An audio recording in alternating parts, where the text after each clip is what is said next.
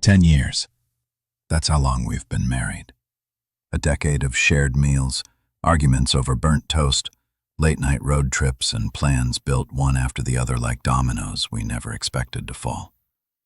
When Callista suggested a trip to Aspen to celebrate our anniversary, I thought maybe, just maybe, this was her way of telling me she wanted to fix things. The past year had been rocky. Distance crept in like a draft under a locked door, but people drift sometimes. I figured the mountains might bring us back together. Fresh snow, crackling fires, something real. I was wrong. That evening we were seated at a rustic lodge with a panoramic view of the snow-covered pines. The table was dressed with white linen and golden candlelight. A bottle of red wine sat open between us, half-finished. Callista had dressed in a dark green velvet dress, something elegant but effortless. Her laugh echoed a little too loud for the quiet room, especially when her cousin Jordan leaned in and whispered something. I caught the last word. Finally, they were both tipsy, cheeks flushed, but there was something else, something rehearsed. I smiled, tried to hold on to the moment. The waiter placed a seared steak in front of me, rosemary dancing in the air. I just lifted my fork when Callista reached for her glass, swirled it lazily, and set it like it was the most normal thing in the world. "By the way," she said, not even looking at me, "I sold your cabin. My boyfriend needed the money." There was no build-up, no apology, no hesitation. She said it the way someone might say they'd changed the curtains. My fork stopped in midair. I looked up. I thought I had misheard her, but then Jordan snorted, wiping the corner of her mouth with a linen napkin. "He'll get over it," she muttered, trying not to laugh. I looked at the two of them, calm still, like they had planned this moment, like this was their punchline to some inside joke. My stomach twisted, not from shock that had passed in the first few seconds. What settled in was colder, sharper. A silence inside me so loud it blocked out every sound in the room. I watched her lean back in her chair, satisfied with the drama she had caused, probably expecting some kind of reaction. Rage, begging, disbelief. Something to show her she'd won. But I didn't give her that. Instead, I smiled. Not the kind you give when you're happy. Number. This smile was colder than the ice clinking in her wineglass. "That's funny," I said softly, reaching into the inside pocket of my coat. My fingers wrapped around a document I'd folded hours ago. Not because I expected this, but because I had stopped trusting her months before, maybe even a year. Her eyes shifted to my hand as I pulled out the envelope. Slowly, calmly. I didn't even rush the moment. I placed it gently on the table right beside her water glass and slid it across the wood tour with 2 fingers. Jordan leaned over to peek, still smiling, still tipsy, until she saw what was inside. Deeds, sale contracts, authorization signatures, Callista's name, my name, notarized, dated, final. She looked confused. "What's that?" she asked, her voice flat now. I leaned back in my chair, not even bothering to touch the steak anymore. "I sold something too," I said simply. Callista reached out with a trembling hand. She pulled the document from the envelope and began to scan it. The blood drained from her face. "You sold the account," she whispered. Her voice cracked on the last word. "No," I corrected her, still smiling. "I sold our joint investment account. The one I built for 10 years. The one you had access to but never contributed to. You know the one, right? The account you borrowed against when you wanted that wellness retreat in Miami last spring." Jordan wasn't laughing anymore. She looked like she wanted to disappear into the leather booth. "You can't do that," Callista said, but there wasn't much force behind it. "I already did," I replied, my tone flat now. 3 days ago. Every dollar moved, cashed, redirected. "It's done." Her face turned red, then pale, then red again. "That's theft," she hissed. "No," I said, eyes locked on hers. "That's partnership. You know, the kind where one person does all the work and the other pretends to care."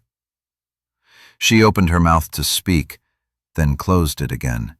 The silence that followed was so thick it swallowed the entire room. Even the waiter, who had been approaching our table with a dessert menu, took one look at us and turned back toward the kitchen. For a long moment, nobody said anything. I leaned forward just slightly, resting my elbows on the table, and studied the woman I once thought I'd grow old with. She looked nothing like the girl I met a decade ago. Or maybe she did, and I had just been too blind to see who she really was. Her lips parted again, probably to try and claw back some sort of power, but I cut her off. "You sold my cabin," I said, my voice soft but controlled. "Without my knowledge, without my permission. And now you think you're still in control." I shook my head. "You made your move, Callista. That was your mistake. Because now I get to make mine." Jordan finally found her voice. "Look, this doesn't have to be ugly, E." I raised my hand to stop her. "You laughed," I said, my eyes never leaving Callista. "When she told me what she did, you thought this was funny." Jordan looked away. I stood up. My chair scraped against the stone floor. I didn't raise my voice. I didn't throw anything. I didn't even take the documents back. I left them right there on the table like a calling card, a warning, a line drawn in granite. Callista stared up at me, still holding the papers, her hands shaking slightly now. "We can talk about this," she finally said, her voice barely audible. "No," I replied. "We're done talking." Then I turned and walked out of the restaurant. The cold Aspen air hit me like a slap. But it was the kind of slap that wakes you up. I felt my breath freeze on impact, saw it cloud in front of me. I didn't look back. I didn't wait for her to follow because I already knew she wouldn't. And that was the last moment I ever spent with her in a place we once called romantic. It wasn't a celebration. It was a funeral for everything we built, or thought we did. And the burial started with a single toast. A toast that burned everything. The drive down from Aspen was long and quiet. I didn't turn on the radio. I didn't call anyone. I didn't even think about where I was going, not at first. My hands just stayed on the wheel. I was locked on the winding road that cut through the mountains like a scar. Snowflakes started falling around me, light at first, then thick and fast. But I didn't stop. I needed distance from the lodge, from Callista, from everything I thought I understood about my life. It was strange how numb I felt, like my body was operating on autopilot while my mind sat quietly in the passenger seat. I wasn't angry anymore. I wasn't even hurt. Not yet. Those emotions were waiting somewhere ahead, biding their time. Right now, I was just hollow. I reached Denver close to midnight and pulled up outside Rory's place. He lived in an old brick building in the Five Points district, top floor, corner unit, the kind of space that smelled like espresso and ambition. I texted him before knocking and the door opened almost immediately. Rory didn't say anything at first. He just looked at me, his dark eyes sharp, calculating, always reading between the lines. He'd been my closest friend since college, someone who understood things without needing them explained. He saw the way I looked, the silence in my face. He stepped aside and let me in.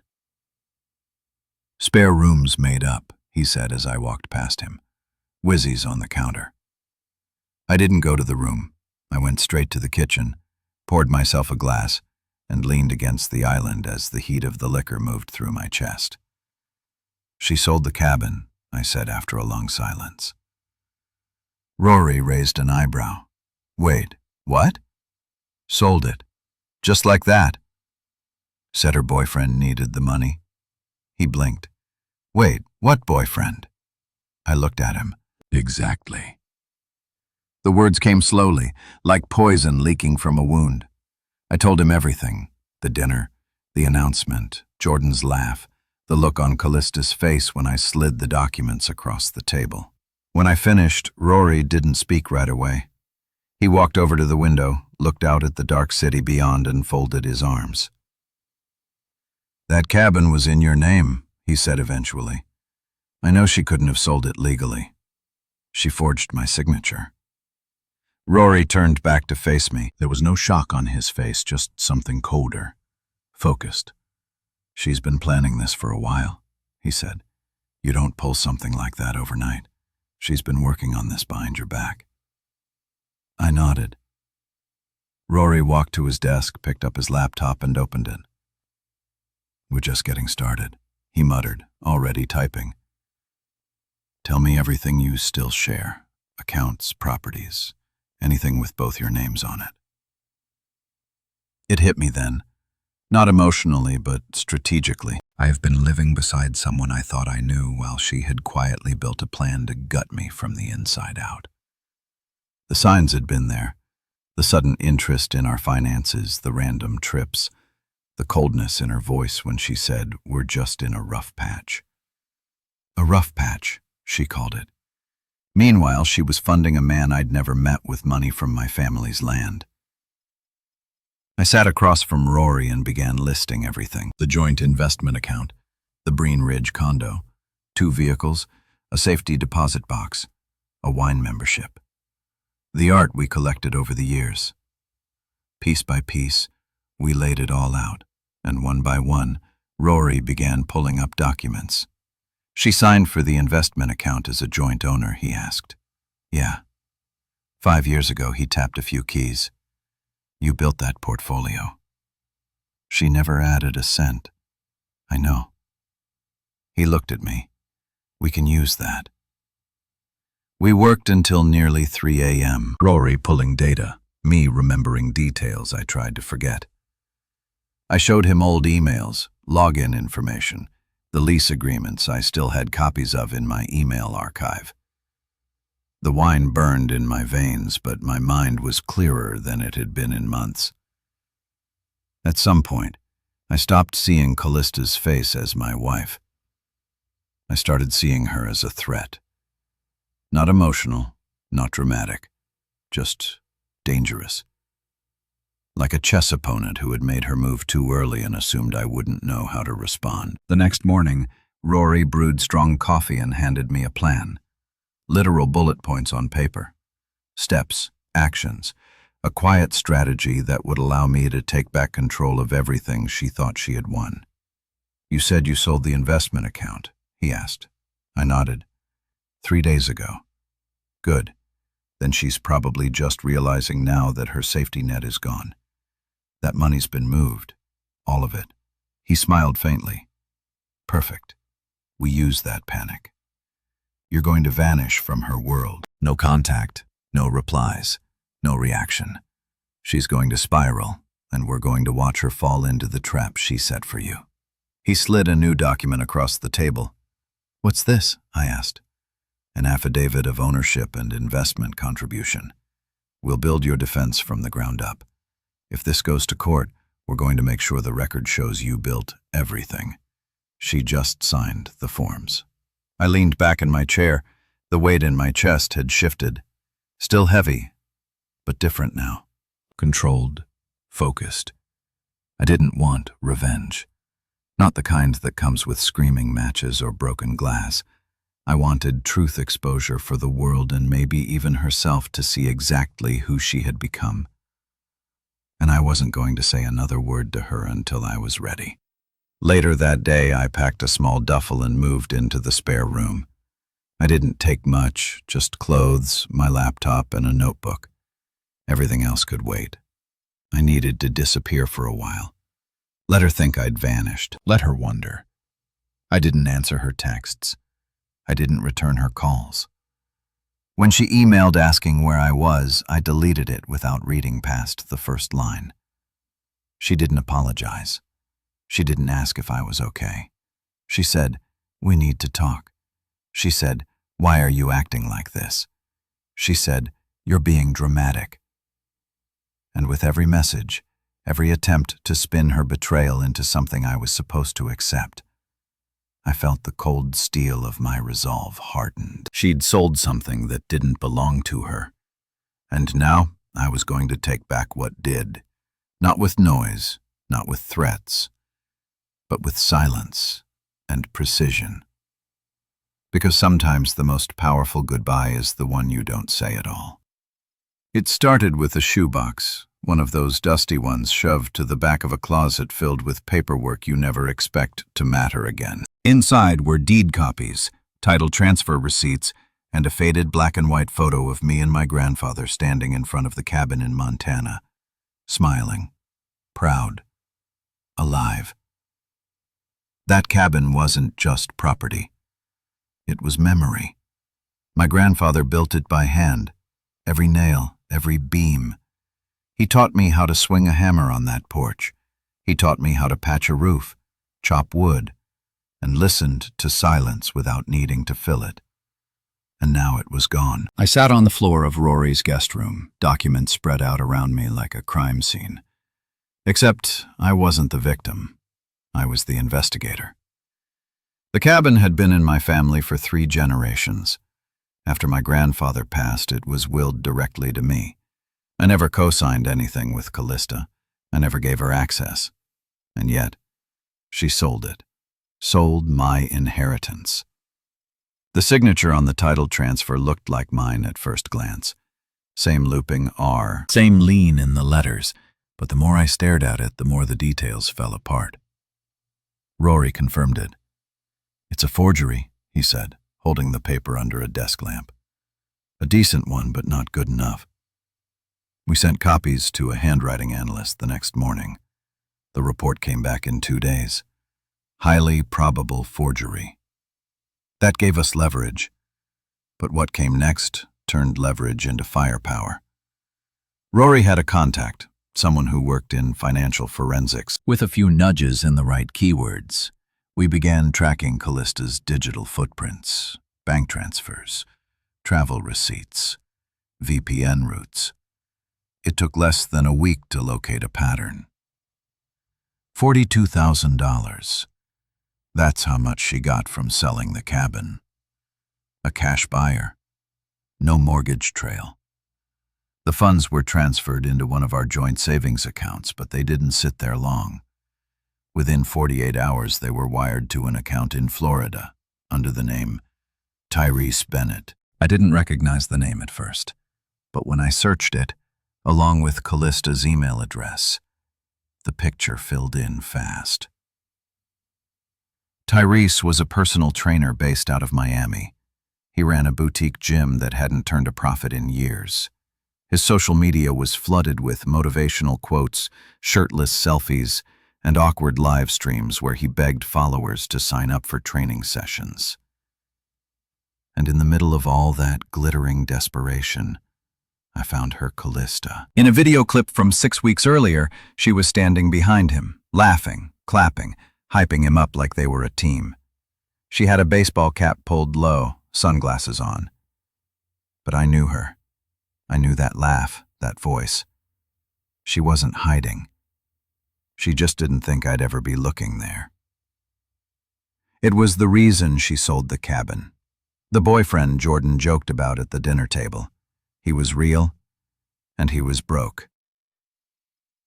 Rory stared at the screen over my shoulder. "You're bankrolling this guy's pipe dream," he muttered. "No," I said, voice low, steady. "Not anymore." I kept digging. At night, while Rory worked on spreadsheets for his clients, I sat at the dining table, piecing together timelines. Her trips, the cabin sale, the investments she made in that gym. I followed the paper trail like a hunter in the woods, each clue more absurd than the last. She had sent money under different transaction notes: wellness services, consulting fee, vendor payout, all carefully worded to look like legitimate business expenses. She wasn't just cheating, she was laundering.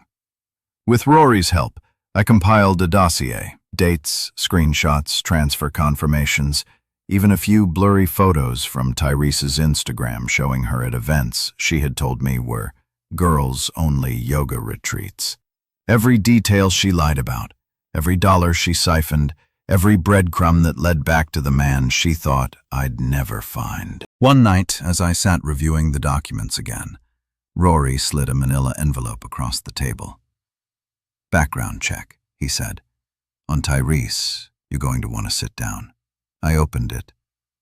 Tyrese had 2 prior arrests, one for fraud, one for identity theft. Both were sealed, but we knew enough people to get a summary. He'd scammed a woman out of her inheritance in 2015, promised her a business venture, disappeared with the cash. That woman had tried to press charges, but by the time police caught up, the money was gone and Tyrese had vanished. Charges dropped for insufficient evidence. Callista knew. She had to know. She wasn't stupid. She was calculating, strategic.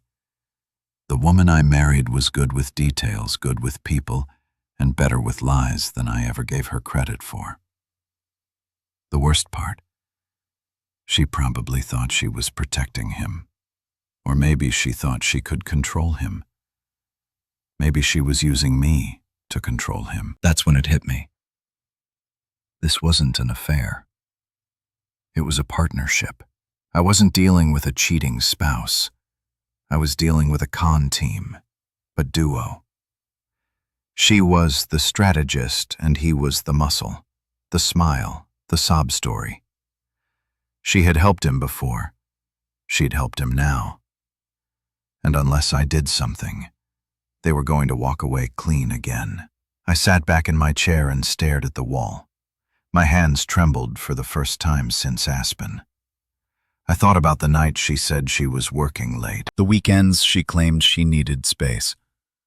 All those mornings I'd made her coffee, kissed her forehead, told her to be safe while she was stealing from me in broad daylight. Rory finally broke the silence. "You okay?" "No," I said, "but I know what I have to do now." I gathered the documents and began making digital copies. I labeled everything, created folders, cross-referenced timestamps. I didn't care how long it took. I was going to dismantle whatever illusion she had built around herself. I started drafting a formal complaint for the real estate board. The forged title transfer was step 1. That would buy time. I also began compiling an identity theft report because I had a gut feeling we weren't done discovering just how far she'd gone. Rory suggested we keep a low profile. No direct accusations. Not yet. We needed to make sure we were ahead of them legally before we went on the offensive. So I nodded. I agreed. But inside me something was changing. There's a moment when a man stops trying to salvage something and starts preparing to destroy it instead. I'd hit that point, and there was no coming back. Because once someone steals your past, your family's legacy, your trust, your name, you stop trying to reason with them. You start making sure they'll never be able to do it again. And that's when the real war begins. The first thing I did was freeze the joint accounts, every last one of them. I didn't announce it, I didn't send a warning. I just logged in early that morning, coffee still warm in my hand, and locked it all down. With a few clicks, I stripped away her access to everything we once built together. She probably didn't even notice right away. That was the beauty of silence. Let her keep spinning on autopilot. Let her swipe and swipe until the card stops working in the middle of some high-end boutique. I wanted her to feel the slow burn of confusion, the helplessness I had. Years of careful investment slowly grown into something solid. She'd never paid attention to them, never asked what I was doing when I stayed up late analyzing market trends. She just signed when I told her to. She thought that gave her ownership. But 6 months ago, she granted me power of attorney for emergency purposes. She never bothered to revoke it. Maybe she forgot.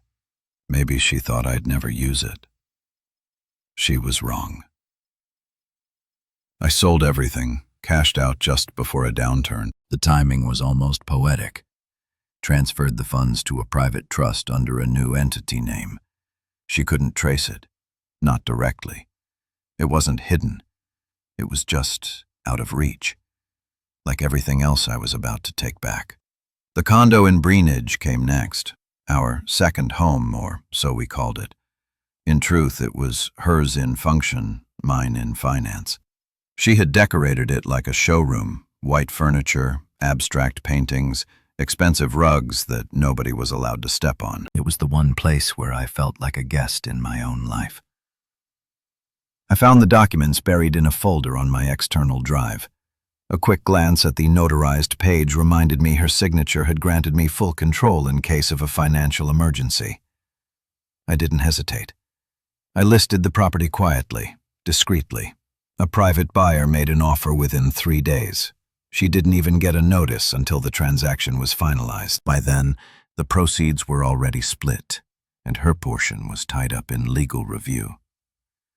She sent her first message that night. Callista, hey, just saw something weird. Why are the Greenidge utilities in someone else's name? No greeting, no, how are you?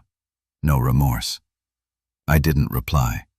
A few hours later came another message. Callista, did you move money from the brokerage account? My card got declined at Whole Foods. Still no apology, no acknowledgement of what she'd done. Then a third, angrier one. Callista, are you trying to punish me? Grow up, Liam. That one made me laugh out loud. She called me immature. After forging my signature, after selling my grandfather's cabin, after funneling money into a gym owned by a fraud with biceps for brains, she thought I was the one being petty. No, I wasn't being petty. I was being precise. She called the next morning. I watched the screen light up with her name. Didn't answer. Let it go to voicemail. Her voice was steady, too steady, like someone rehearsing a script. Liam, I don't know what's going on, but I think we should talk. Maybe we both made mistakes. Let's not throw everything away over a misunderstanding. I deleted the message without finishing it. The truth was, I'd spent most of our marriage giving her the benefit of the doubt, explaining away red flags, telling myself she was just stressed, tired, distant. But now that I saw her clearly, the illusion was broken, and it couldn't be put back together. The silence on my end seemed to rattle her. She started sending longer emails, first pretending to care, then accusing, then bargaining. One day I opened a particularly dramatic one. Subject, you're being cruel. Body, you can't just ghost me. You can't shut down everything like this. I'm still your wife. You owe me the courtesy of a conversation. But that's the thing. There was nothing left to talk about. She had told me everything I needed to know when she sold the cabin and laughed about it with her cousin. That wasn't a mistake. That was a declaration. And now I was responding in kind. Rory kept tabs on the fallout. He tracked the bounced transactions, the flagged accounts, the growing trail of digital confusion she left behind as she tried to understand how the world was unraveling around her. Her financial confidence was crumbling. She couldn't play the role of the calm, in-control wife anymore. Not when her cards didn't work, and her backup plan in Miami wasn't answering her calls. It was slow, intentional, like pulling a thread and watching the entire fabric fall apart. Meanwhile, I moved into a small loft downtown, minimalist, clean, no memories in the walls. I bought a second-hand couch, a steel table, and a mattress that didn't creak under the weight of someone else's lies. It wasn't home, but it was peace. And for the first time in years, I didn't wake up dreading the sound of someone else's footsteps. I changed my number, got a new bank, filed a request to monitor my credit for identity theft. I made myself invisible to her, not out of fear, but out of power. Let her wonder, let her stew, let her sit in the ruins of her own design and try to understand how it all fell apart so quickly. That was the irony.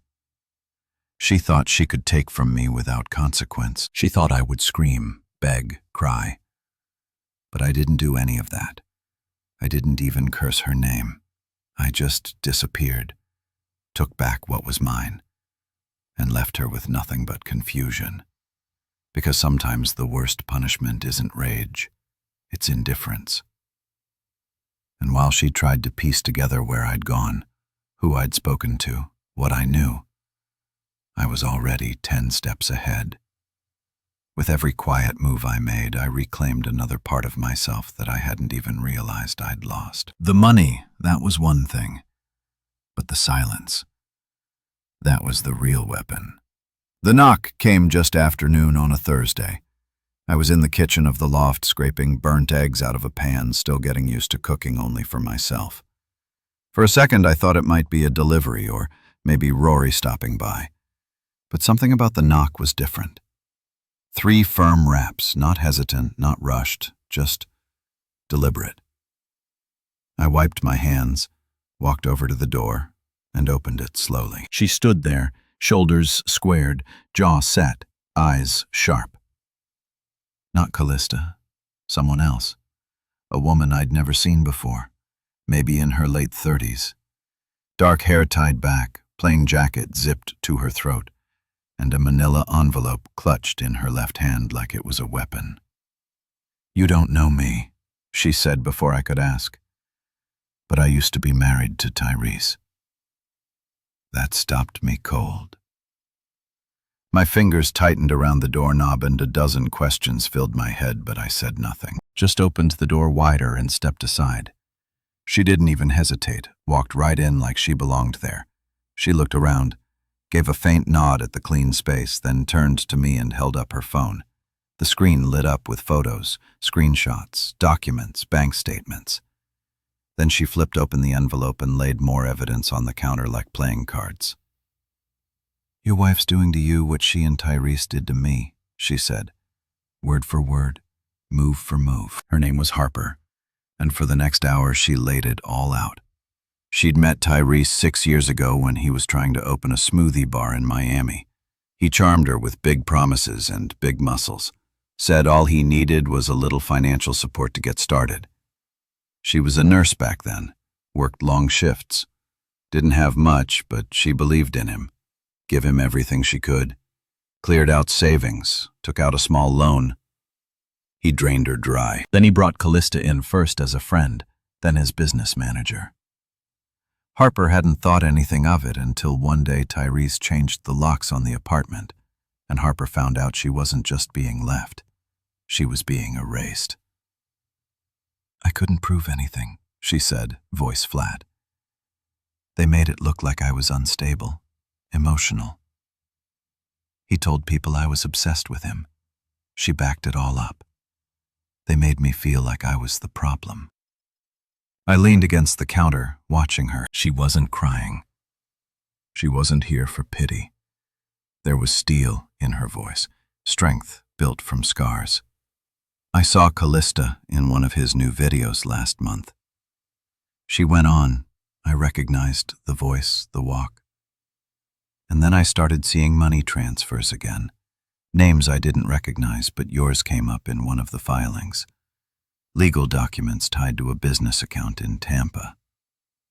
That's when I started digging." She pulled out a printout. It showed the name of a company I'd never heard of before. Tide Rise Wellness, LLC. Registered under my name. Linked to my social security number. My address. I stared at the paper. She used me to open this. Harper nodded. "It's a front.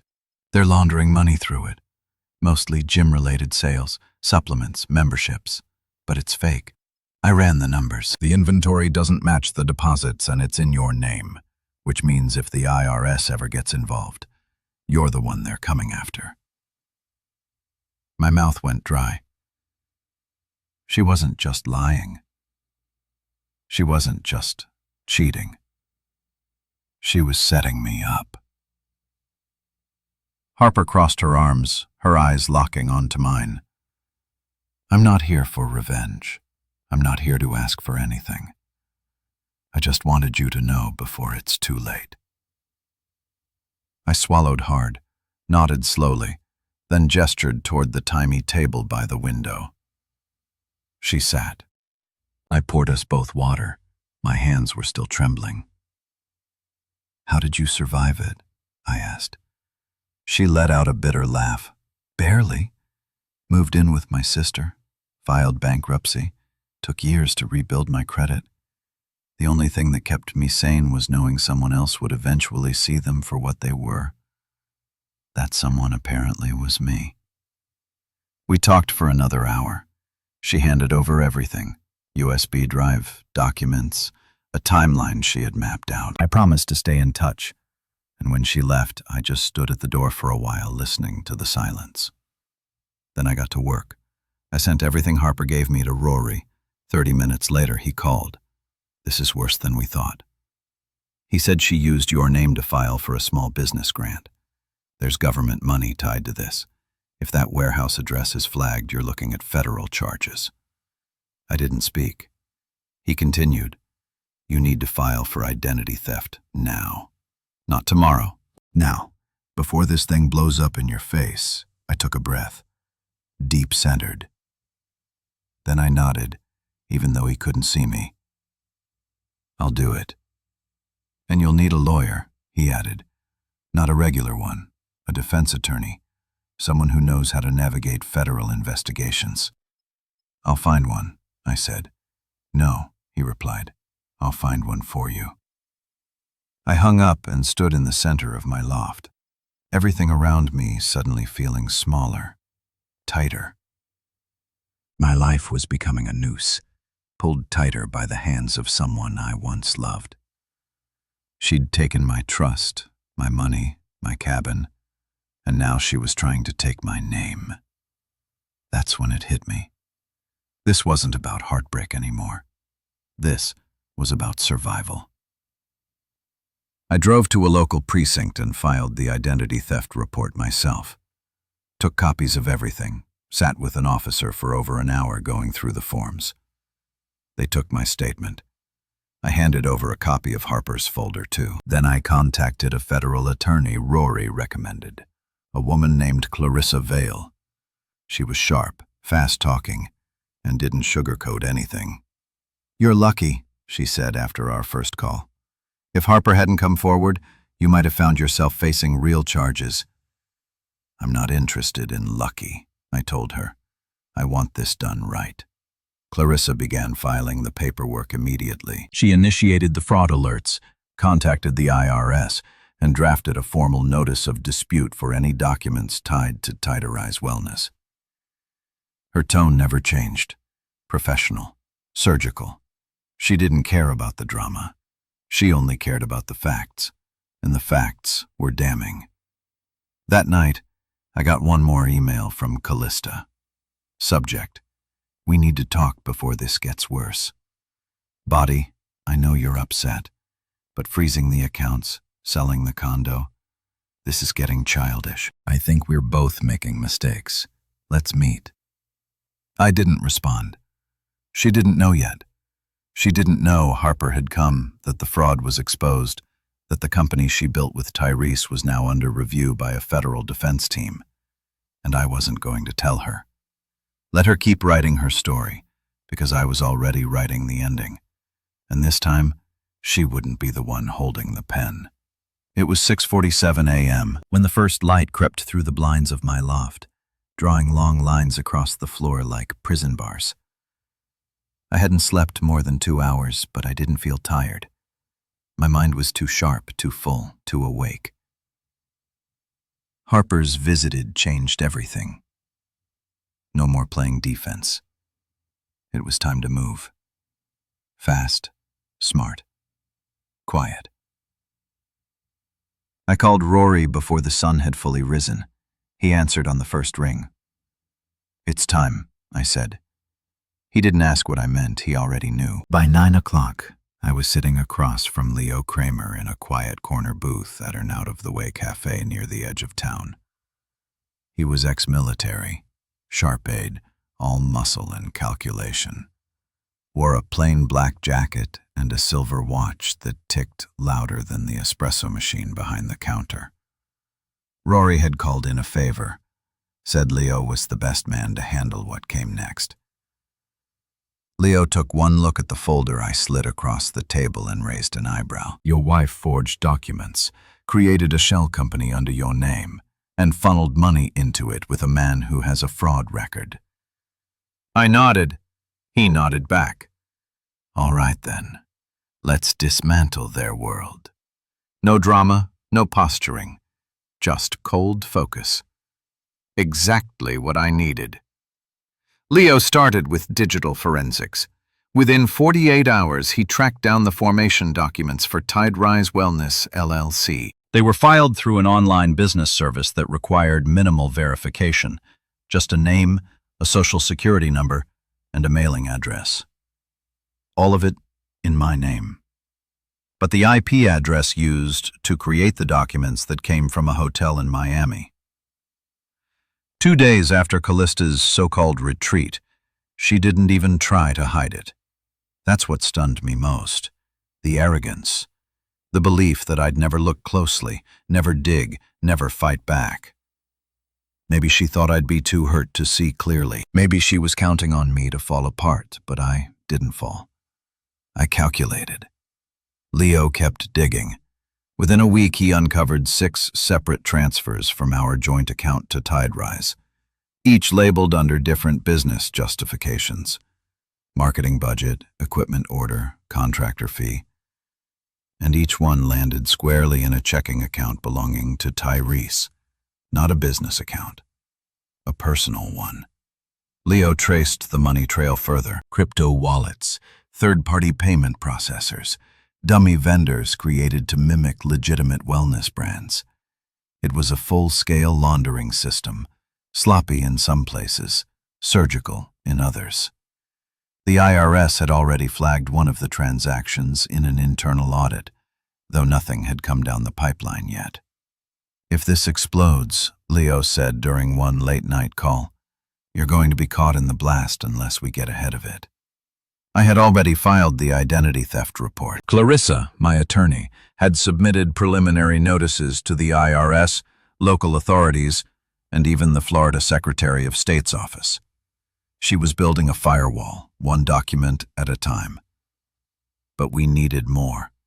We needed proof that Callista was behind it, not just suspicion.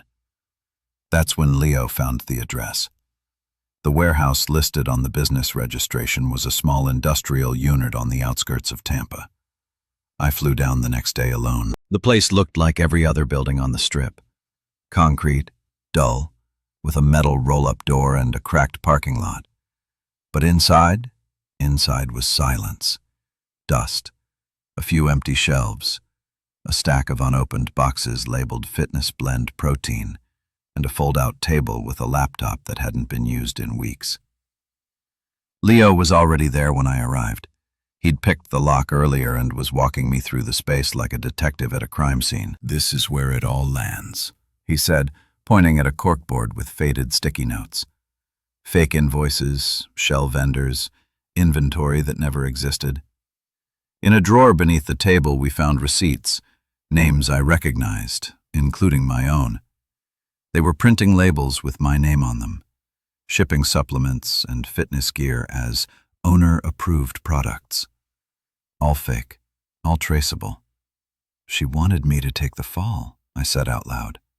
Leo didn't respond. He didn't need to. I took photos, gathered copies. We logged the evidence and handed everything to Clarissa. She smiled for the first time since we'd met. This is exactly what I needed, she said. Now we make it official. By the end of the week, she had filed formal identity theft charges, requested a forensic audit of the business, and submitted evidence to the IRS and Florida Bureau of Financial Investigations. The paper trail we had gathered was tight, solid. It screamed intent, fraud, conspiracy. My name was on everything, but now so were her fingerprints. And still Callista kept texting. Callista, I heard you were in Florida. What are you doing? Callista, we can fix this. Liam, I just made some bad decisions. Callista, please. Let's meet. I'll explain everything. I stared at the screen. She was unraveling, but I didn't answer. Instead, I forwarded the messages to Clarissa. She's going to try to talk her way out. I told her she'll have her chance. Clarissa replied in court. 2 days later, we got confirmation. The IRS had launched a formal inquiry into Tiderise Wellness. They called me in for a statement. Clarissa handled everything. By the time we were done, I was listed as a cooperating victim in a federal fraud case. I wasn't just defending myself anymore. I was preparing to press charges. Tyrese, still unaware of how close the storm was, posted a video on social media the next morning. He was standing in the gym, sweaty, smiling, arms wide like he was about to deliver a sermon. I watched him talk about loyalty and vision while standing in the ruins of what was soon to be his downfall. And in the background, I saw her Callista off to the side, barely visible, wearing sunglasses indoors like always. I didn't feel pain when I saw her. I didn't feel rage. What I felt was quiet. The kind of silence that comes after a long storm. The kind that tells you the sky is about to clear. And what's left standing after the wind dies down is what really matters. I turned off the video and opened my laptop. Leo had sent the final piece of the puzzle. A time-stamped login, the business bank account, IP match to her apartment, and the transaction memo, reimbursement for consultation. CL, her initials. It was over. I knew it. Rory knew it. Leo knew it. All that was left was for her to know it too. I sent the evidence package to Clarissa. She called back within the hour. "This is it," she said. "We've got her." And for the first time in months, I exhaled. Not in relief, but in preparation. Because the next time I saw Callista, it wouldn't be at a table, or a dinner, or a therapy session. It would be in court. And this time, the setup wouldn't be hers. It would be mine. The envelope was thick when it landed in my mailbox. Cream-colored, heavy, official, the kind of envelope that doesn't bring birthday cards or thank you notes. Clarissa had warned me I might get one, but seeing it with my name stamped and bold across the front still sent a chill through me. I brought it inside, set it on the table, and just stared at it for a moment. It wasn't a surprise, but it still felt like a punch. Inside was a civil lawsuit filed by Callista. She was suing me for misappropriation of marital funds. According to the paperwork, I had intentionally withdrawn and concealed assets from our shared accounts, leaving her financially stranded and emotionally traumatized. The words jumped off the page like spit in my face. She was trying to flip the script to make me the villain in the story. She wrote with her lies and forged documents. I sat back, the paper still in my hands, trying to understand the logic behind it. She had stolen from me, betrayed me, and nearly got me federally indicted, and now she was accusing me of financial abuse. "She's cornered," she said immediately. "This is desperation disguised as offense. She's trying to get ahead of the charges." "Exactly. If she can frame you as the aggressor, she might negotiate leniency or at least stall the investigation." That settled something deep inside me. She was scared. She knew what was coming in this lawsuit. It was her way of trying to throw sand in my eyes before the final blow landed. "I want a counter," I said. "We will," Clarissa replied. "But first, we prepare." And that's what we did. Over the next few weeks, I worked with Clarissa and Rory to gather everything. Every bank statement, every email, every signed document. Leo was relentless. He found old chat logs, VPN records, and flagged IP addresses linked to Callista's devices. He mapped out her digital trail like a forensic artist sketching a suspect's face. But the most damning piece came from Harper. She had kept everything. Voice memos from Tyrese, screenshots of group chats where Callista coached him on what to say, even copies of a Google Doc where they laid out a target profile, descriptions of financially stable partners they could exploit. My name was at the top of one of the lists. Liam D., it read. Owns cabin, multiple investment accounts, passive, predictable, too nice. That last word, nice, nearly made me laugh because nice was gone now. Clarissa compiled everything into what she called the betrayal files. It was a binder 3 in, thick tab by date, category, and relevance. Every forged document, every unauthorized transaction, every digital breadcrumb that led back to her and Tyrese. You know what the best part is? Clarissa said during our final prep meeting. She's going to walk into that courtroom thinking this is about a marriage. I raised an eyebrow, and it's not. No, she said, it's about a conspiracy. The day of the hearing, I arrived in a dark suit. Nothing flashy, just clean and silent. Rory stood beside me, calm and unreadable. Clarissa was already inside, setting up the exhibits. The courtroom smelled like paper and dust. Rows of wooden benches. A judge's bench that looked like it had seen decades of lies. Callista arrived 10 minutes late. She walked in like she was the victim in a film. Hair pulled into a perfect bun, white blouse tucked into a skirt too formal for the occasion. She glanced at me, smiled faintly, the kind of smile that's meant to disarm, as if we were still something that could be fixed. I didn't return it. Her lawyer looked younger than her, nervous, kept checking his notes, glancing my way like he was hoping I'd slip and confirm something with a twitch of my face. The judge entered. Everyone stood. The bailiff called the case, and then it began. Her attorney started with the expected, claiming financial abandonment, emotional hardship, and the classic phrase, intent to conceal. I listened without blinking. Let him paint his picture. Let him try to cast shadows where the truth stood tall. Then it was our turn. Clarissa stood slowly. No theatrics, no raised voice, just clarity. She presented the forged cabin sale first, laid out the deed, my original signature, and the expert testimony on the forgery. Then she walked the judge through the financials, the shell company, the withdrawals, the digital fingerprints. She introduced Harper's affidavit, then Leo's, then mine. For every accusation Callista had made, we presented a wall of evidence that didn't just defend me. It exposed her. The courtroom stayed quiet.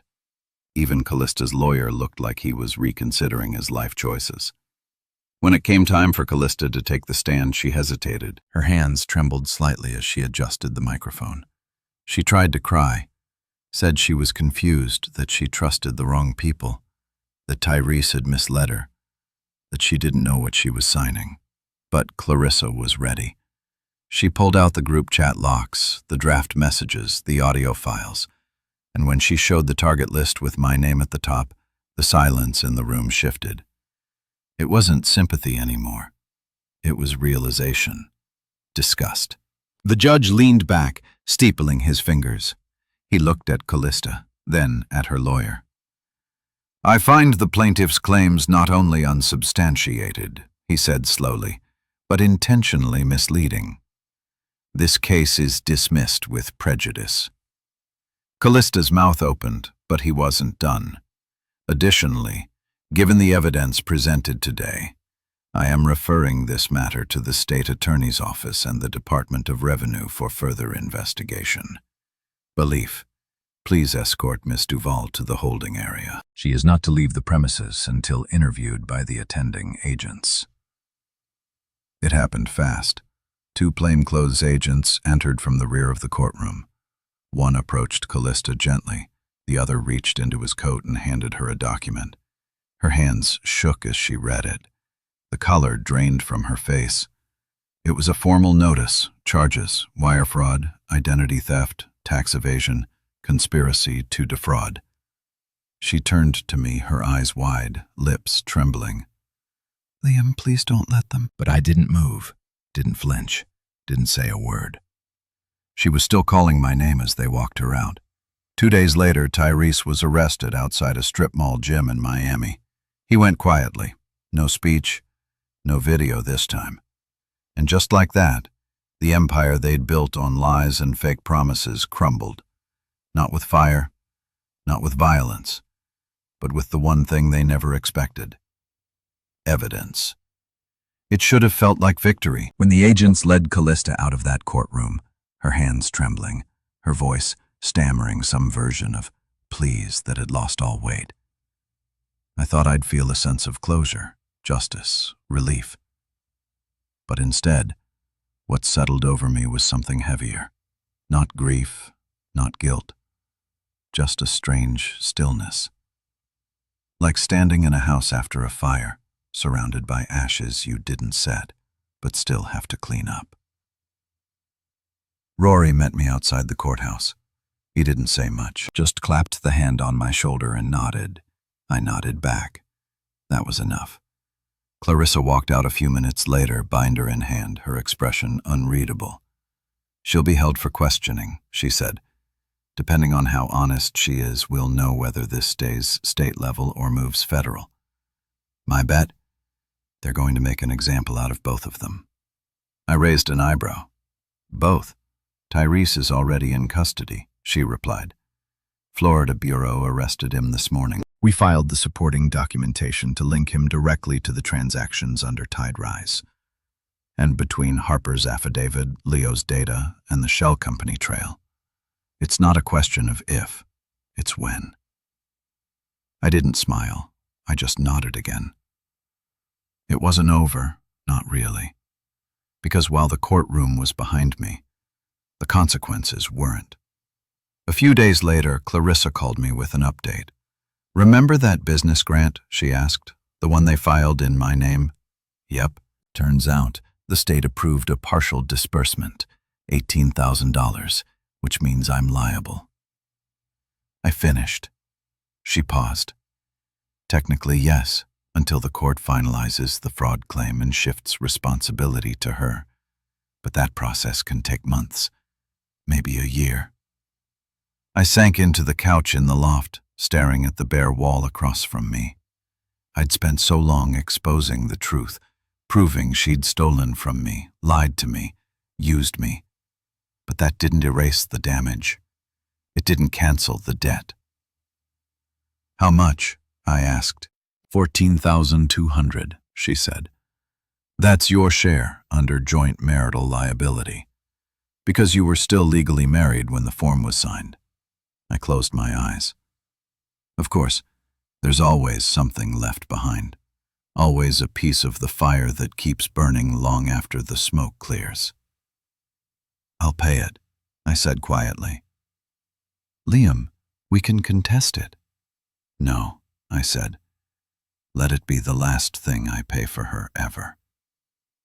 There was a silence on the line. Then she exhaled. "All right. I'll send the transfer details." After I hung up, I sat there in the quiet for a long time. $14,000. It wasn't just money. It was the final price of my silence, my trust, my 10 years of looking the other way while something rotten grew right in front of me. I transferred the money that night, no hesitation. It felt like pulling a splinter from my soul. Later, I met Rory for drinks. We sat at a rooftop bar overlooking the city. Just two men who'd seen too much and said too little. He didn't toast to justice or say, "Told you so." He just listened. "You're free now," he said. I shook my head. "Not yet, but I'm getting close." The next morning, Leo called. "I thought you might want this," he said. He sent over a compiled report, final logs, court filings, the full list of transactions from Tiderise under both Tyrese's and Callista's names. The last entry on the list, a payment labeled Cabin Flood Claim Reimbursement, CD. "What is this?" I asked. She filed an insurance claim after the cabin sale, Leo said. Claimed it had been damaged during a storm. The cabin wasn't damaged, Liam. She flooded it intentionally, probably to make the buyer drop the price or to cover something up. I stared at the report. She vandalized my grandfather's cabin. Leo's voice lowered. She desecrated it. It was the first time I felt true anger in weeks. Not the cold kind, not the calculating kind. This was raw, ugly. The cabin wasn't just wood and stone, it was family legacy, and she destroyed it like it was disposable. I thought of that old black and white photo of me and my grandfather, standing in front of that porch, 2 proud smiles, a whole future ahead. And now that future had been sold, flooded, claimed, and erased. I didn't cry, but I came close. I spent the rest of the week wrapping things up, closing accounts, canceling shared services, returning legal documents to Clarissa for archiving. With every box checked, I felt something loosen in my chest. Bit by bit, I was untying the knot she tied around my life. Then, one morning, I woke up and realized there was nothing left of her here. No photographs, no clothes, no lingering sin of her shampoo in the bathroom. She was gone. Not just physically, but in every way that mattered. Except the debt. The debt had stayed, but I didn't resent it anymore. It was a scar now, a mark of survival, of clarity. Leo sent me one last message before signing off. This is the part they never talk about. He said the scar tissue. He was right. People love revenge stories, the drama, the downfall, but nobody talks about what happens after. The silence, the paperwork, the therapy, the rebuilding, the small, slow moments of putting yourself back together piece by jagged piece. I walked into the kitchen, poured myself a glass of water, and stood by the window. It was raining, but I didn't feel cold. I felt clean. Harper called that evening just to check in. She said she'd heard about the court outcome about the charges. She sounded steadier than before, stronger, like someone who'd been through fire and learned how to live with the burns. They'll go down for this, she said. Eventually, I nodded. They already have. There was a pause. Then she asked softly, "So, what are you going to do next?" I looked around the loft, the clean counters, the empty walls, the life I had pressed reset on. "I'm going to start over," I said. Simple as that. Not in a movie montage kind of way. Not with grand speeches or perfect endings. Just quietly, honestly, one step at a time. Because I didn't want revenge anymore. I wanted peace. And I was finally ready to find it. You think once the fire is out, you can breathe again. That after the final blow, the last courtroom appearance, the evidence, the cold click of justice, there's nothing left to burn.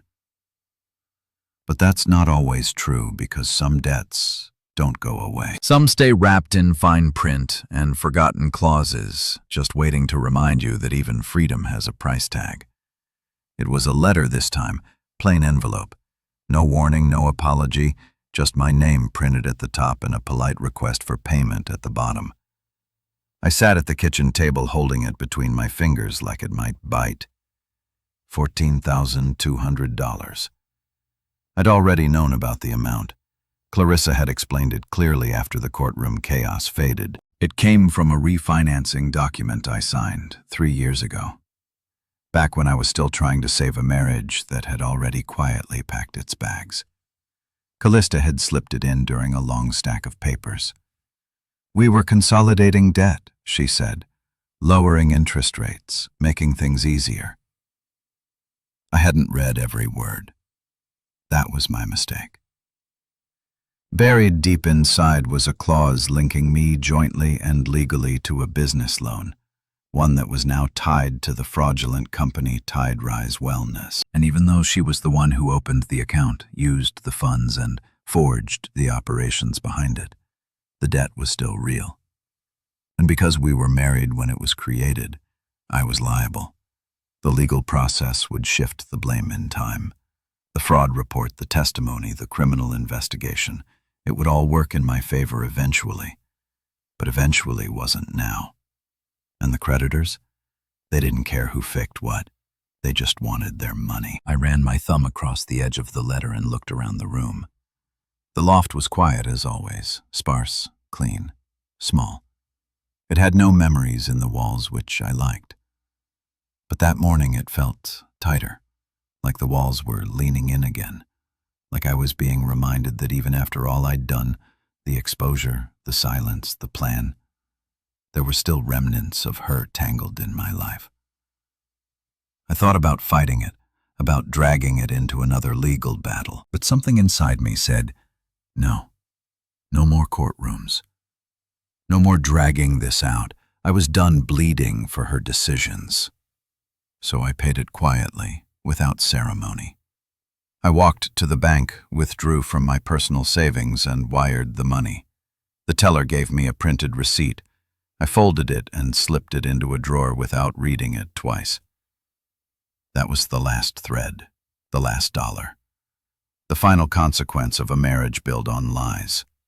Afterward, I walked to the park down the street. It was a cold day, gray sky, scattered leaves, the kind of afternoon that kept most people indoors. But I needed to be outside to feel the wind against my face, to remind myself I was still here, still standing. I sat on a bench overlooking a small man-made pond and let my thoughts settle. They didn't race like they used to. No more what-ifs.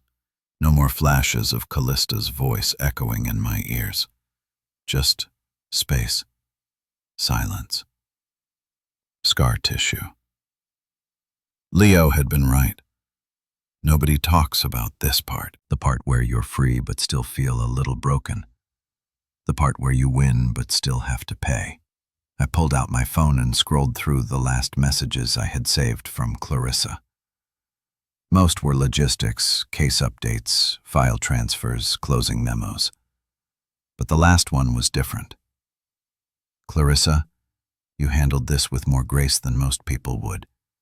You walked away without destroying yourself to destroy her. That's rare. I hadn't replied, but I'd read that line over and over because she was right, and also wrong.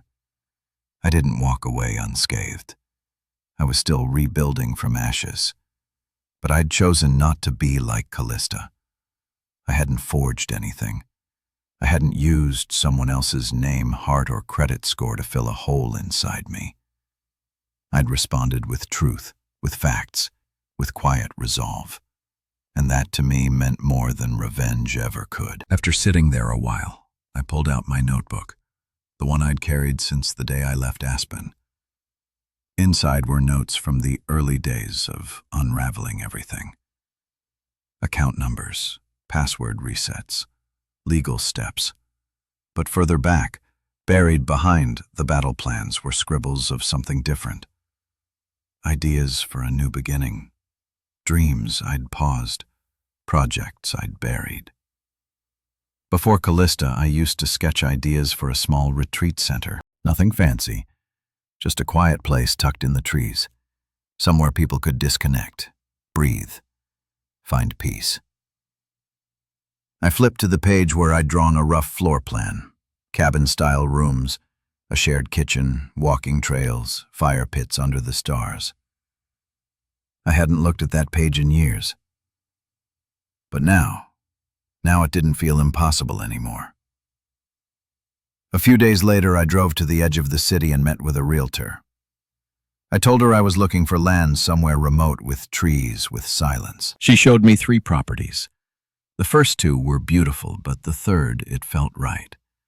It was just a clearing, really. A few acres tucked behind a long stretch of pine trees. A creek ran along the edge. No structures, just earth. But when I stepped out of the car and stood there breathing in the cold mountain air, something inside me settled. It wasn't the old cabin. I'd never get that back. But this could be mine. Truly mine. I put in an offer. A week later it was accepted. I didn't tell anyone at first. Not Rory, not Leo, not even Harper, who had become a quiet presence in my life. Someone I met for coffee every few weeks, always talking about anything except the past. But the day I signed the final paperwork, I sent her a photo of the land. No caption, just the image. She replied with a single word: freedom. And that's what it felt like. Not escape, not revenge, but peace. I visited the land every weekend, sometimes just to walk the edge of the creek, sometimes to sit on a folding chair with a thermos of coffee and listen to the wind. I started sketching again. Plans, possibilities. I didn't know how long it would take to build something, or even if I would, but the idea lived again, and that was enough.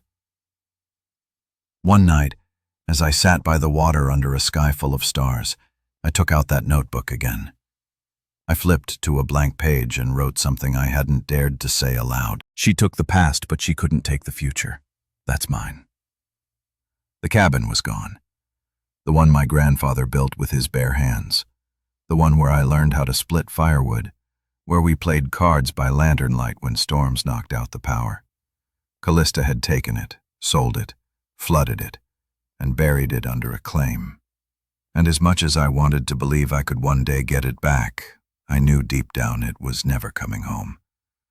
But not everything has to. Some things are meant to stay in the past, anchored to who we were before the fire came through. I stood on the porch of the new place, a quiet stretch of forest near Flathead Lake. It was still unfinished. The siding wasn't painted yet, and there was a stack of cedar planks leaning against the east wall waiting to become a deck. But it was mine completely. Not co-signed, not borrowed, not attached to someone else's name or expectations. Mine. There was no grand celebration when I bought it. No Instagram post, no champagne pop, just a signed deed, a quiet exhale, and a long drive through winding roads that didn't lead back to anything but peace. Most mornings I woke up before sunrise and sat on the unfinished steps with a mug of black coffee. Just me and the sound of birds figuring out the day. No alarms, no schedules, no one asking for anything. The quiet didn't feel empty. It felt earned. Harper lived 2 towns over now. After the trials and courtrooms and long months of sorting through the aftermath, she decided she needed space too. Not away from me, but away from the memory of what had happened. We never tried to force something romantic between us. That wasn't what we needed.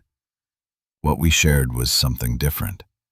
A bond forged in betrayal and survival, an understanding without explanation. We met up sometimes, usually at the local cafe that served thick toast and terrible D. The silence said enough. One day, she brought a rescue dog, some kind of shepherd mix with a crooked tail and soft eyes. I sat on the ground while he sniffed me like I was a puzzle. "You should get one," she said, sipping her tea. "Maybe," I replied, rubbing the dog's ears. "Dogs are honest," she added. "They're either happy to see you or they're not. No pretending." That made me laugh, and it stuck with me. Later that week, I adopted a black lab mix from the shelter. They called him Diesel. He was all legs and tongue and had a bark too big for his skinny frame. He followed me everywhere as if he was afraid I might vanish if he blinked. He liked to nap on my boots and howl at distant owls like they owed him money. He made the cabin feel full. I started writing again. Not stories, not letters, just thoughts. I filled notebooks with memories I didn't want to lose. Good ones like the first time I caught a fish with Grandpa, or the way the cabin used to smell in winter. I didn't write about Callista, not directly, but she showed up anyway in the quiet between sentences and the things I was learning to let go.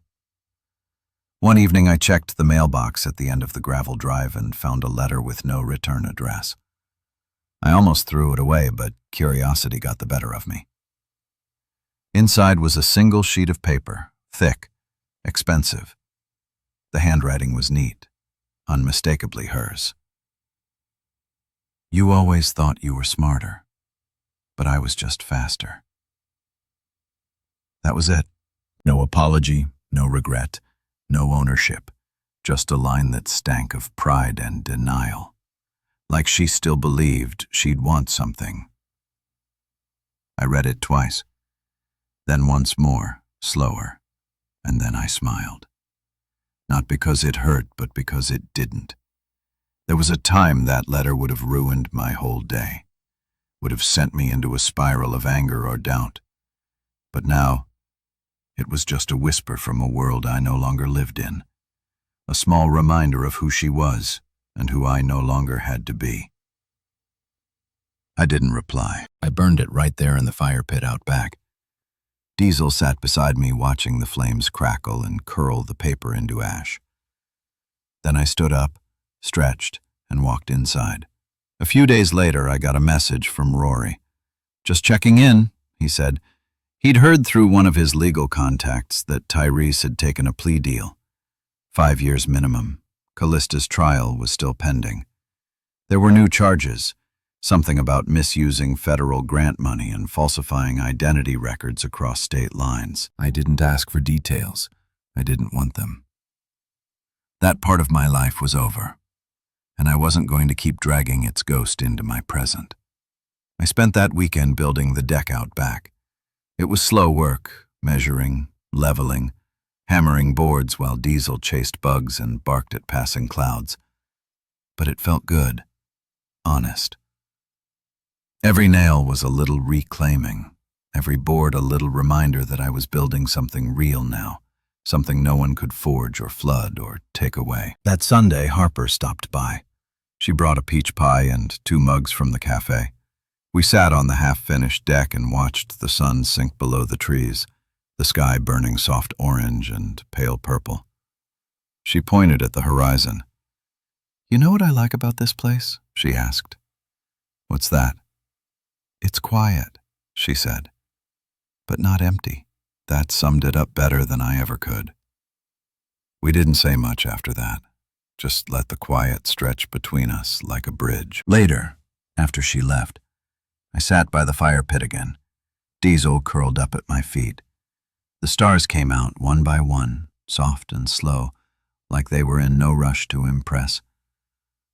And I finally said it out loud. "You were fast," I whispered to the night, to the memory of Callista. "But I'm free." And that, I realized, was the difference. She ran from truth, hid behind lies, cut corners and built illusions, and moved through life like she was always one step from exposure. She might have been faster, louder, sharper with her tongue, but I was whole now. And wholeness isn't about speed. It's about stillness, about choosing peace over war, integrity over spectacle, healing over revenge. The cabin may have been sold, flooded, and lost, but the one in my mind, the one built from memory, forged in fire, and rebuilt in silence, still stood. And this one, no one would ever touch again.